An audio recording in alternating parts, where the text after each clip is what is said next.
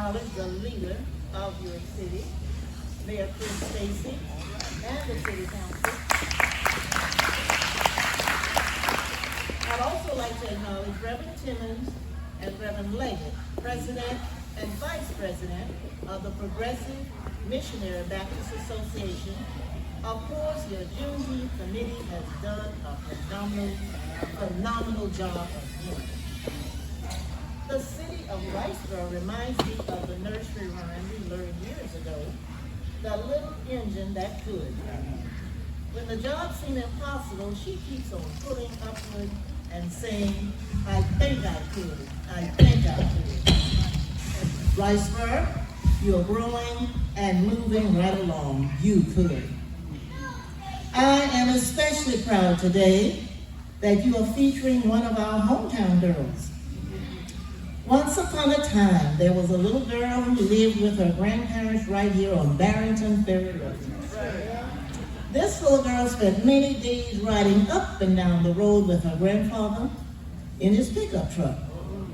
He was her best buddy. Her granddad drove from one brother's house to another at the Crossroads store with her. This little girl could read early for her age and talk fluently and incessantly, if you'd have daddy to tell it. I mean, as a toddler, not an elementary child, a toddler. She loved her grandmother's cooking, who doted on her. Her aunt gave her the nickname Gigi that has stuck even to this day. Needless to say, she was the pride and joy of her mother, who had returned to college. This little girl had big dreams and ambitions and expressed them early. Her education started right here at Geordie Bacon Primary, now known as Coastal Academy and Horizon Learning Center. Then there was Hineshaw Elementary, now closed. And finally, Hinesville Middle School, once located where the kindergarten and the Liberty County Board of Education office now stand. This little girl left for Savannah around 7th grade. Am I right, Lula? Around 7th grade. She continued to blossom. She enjoyed stepping high, leading the band at Savannah High School as a drum major. Can you believe that? Washington, D.C. enjoyed her as a radio announcer at Howard University. And now Ms. Dawn Baker, reporter and anchor woman. Her biography has been chopped significantly due to time, but we must share a few of her accomplishments. And I believe it's in your booklet, but I'm going to read it anyway. Dawn is the longest serving news person in the Savannah TV market. She's the evening anchor at WTOC TV. You can watch her weeknights on the news, 5, 6, 7, and 11. That's some energy. The Riceboro, Georgia native has received several awards for journalism and community services, including the Georgia Secretary of State's Outstanding Georgian Award, the Savannah Tech Foundation Community Star, Associated Press Best Award for Best Newscast, most recently inducted into the National Academy of Television, Arts and Sciences Silver Circle. In 2020, during the height of the COVID-19 pandemic, Dawn became the first person to enter phase 3 of the Moderna vaccine trial. I didn't tell her, but I was afraid at that time. Through the years, she has awarded thousands of dollars to high school girls through the dawning of a miracle scholarship, a fund she created to help young ladies with chronic, life-threatening illnesses go to college. Dawn says her proudest accomplishment is the Dawn's Daughter Leadership Academy, where she teaches 9th, 10th, 11th, and 12th grade girls the skills they need to become successful in their personal and professional lives. Ladies and gentlemen, I present to you someone very dear to me, my niece, my godchild, Ms. Dawn G. Baker, reporter and anchorwoman at WTOC.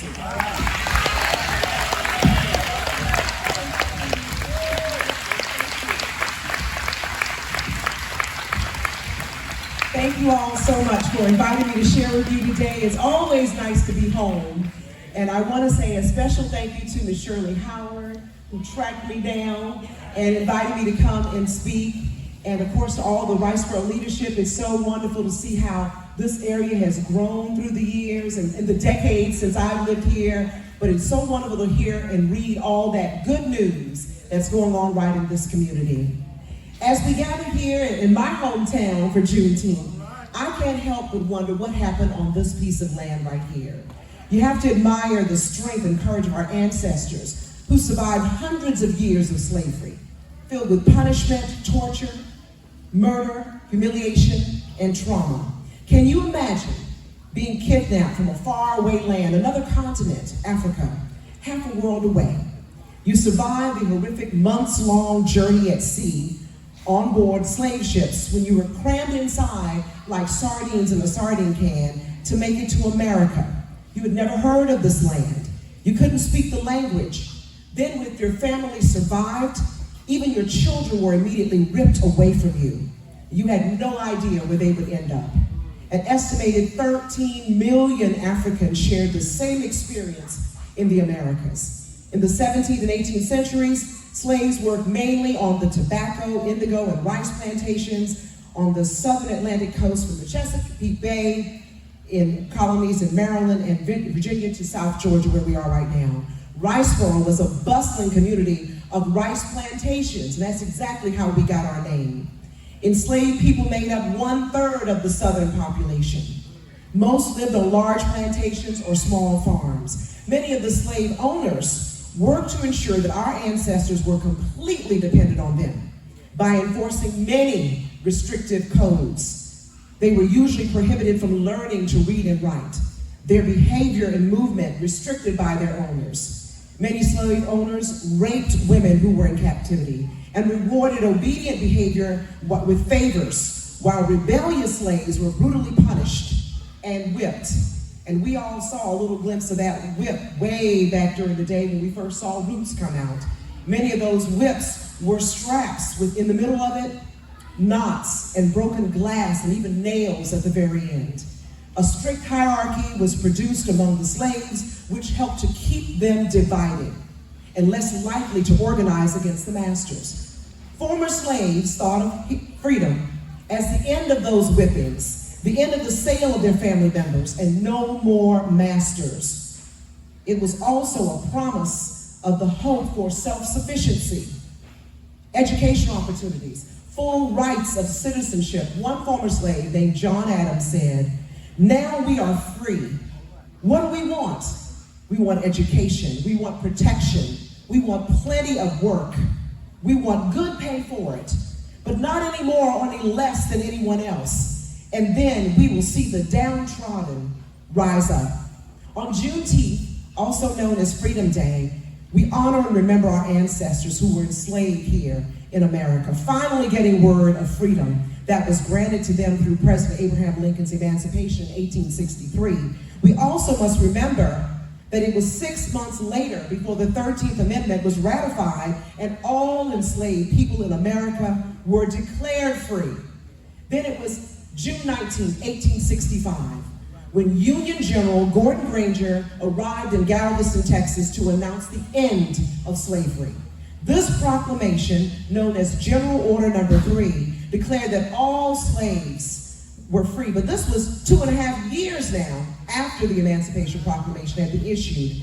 Now we were standing and building on that promise. On June 17, 2021, after decades of advocacy from leaders and advocates and lawmakers, President Joe Biden signed into law the Juneteenth National Independence Act, making this day a federal holiday.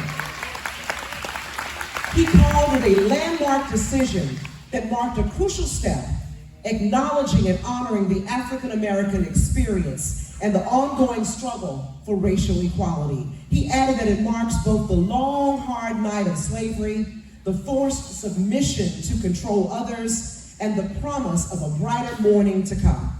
It's a day of profound weight and power that reminds us of extraordinary capacity to heal, hope, and emerge from our most powerful moments and painful moments into better versions of ourselves. President Biden went on to say, great nations won't ignore the most painful moments. They confront them to grow stronger. And that is what this nation must continue today. Today, we are building on that promise. As Juneteenth gains some widespread recognition, it provides an opportunity for education and reflection on the history of slavery and the ongoing struggle for racial equality. Tennis champion Serena Williams once said, "There's no other race to me that has such a tough history for hundreds and hundreds of years, and only the strong survive." So we were the strongest and most mentally tough, and I'm really proud to wear this color every single day of my life. Social activist Brittany Cunningham said, "Every black person we meet is a miracle." We are descended of the lineages meant to be destroyed by slavery or colonization. Our lives are hard fought and hard earned. We are priceless. We are valued because of our humanity and declared valuable because of our ancestors declared our worth when they fought for us to live. To all the young people here, all of us hope that this holiday will also serve as a way of encouraging you throughout your lives. Yes, you are entering a world of prejudgment, but you can still redefine yourself. Racism and prejudice still exist in society. However, those disappointments are not too harsh for you to tear down barriers, stereotypes, and assumptions in your circles and groups. In spite of those challenges, you do not have to turn out the way that society expects you to. You don't have to give into it. Instead, I challenge all of you to always work hard, study hard, stay focused on your goals of your education, your career, your lives, and don't let anyone stop you or try to convince you that you cannot do everything you set your mind to. All of us have an incredible responsibility today and every day to our ancestors who bore so much pain, ancestors, as we stand and build on the promise. We cannot afford to slack off ever. When we walk into a room, we need to be on our A game. Give it to them. That includes studying hard, working extra hours, doing whatever we can to make sure that we are building a firm foundation for our lives by getting education, which is what we need to become the best, brightest versions of ourselves. We can all do this.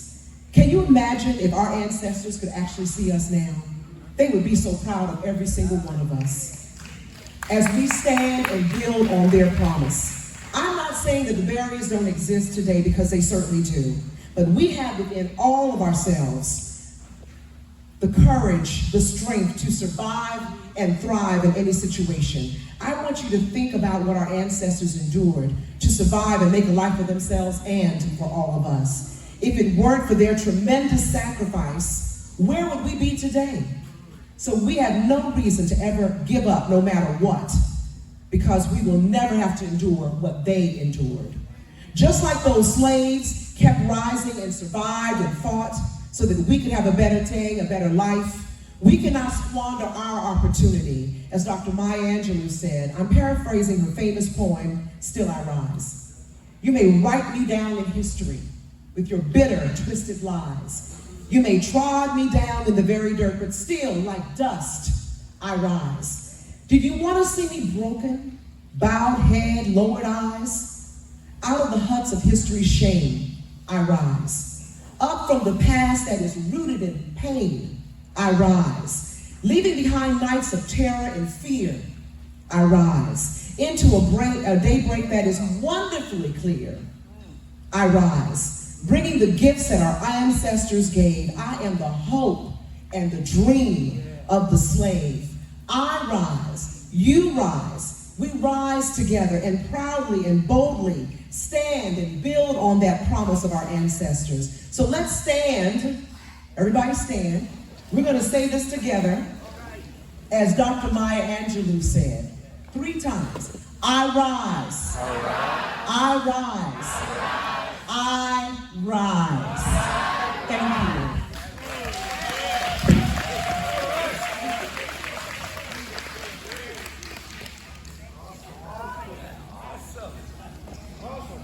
Let's give her another round of applause.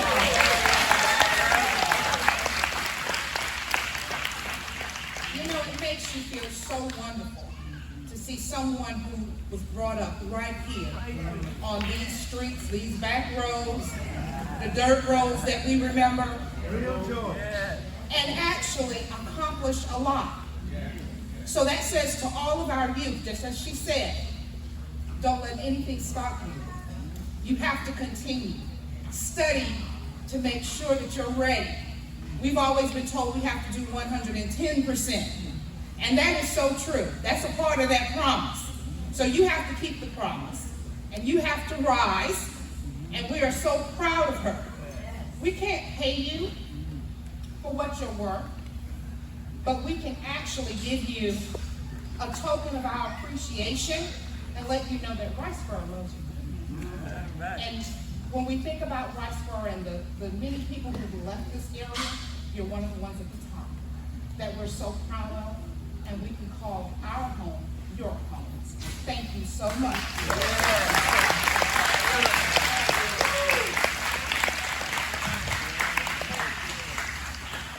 Along with the special gift, we also have a certificate. Oh, this is fancy.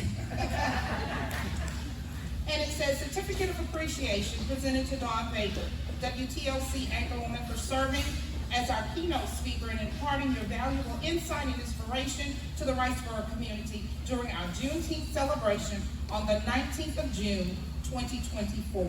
Our moderator, Pastor Leggett, Vice Moderator, Pastor Dawson.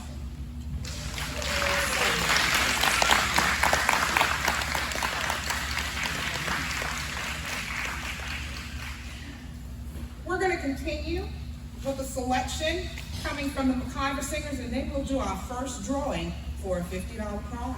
All right.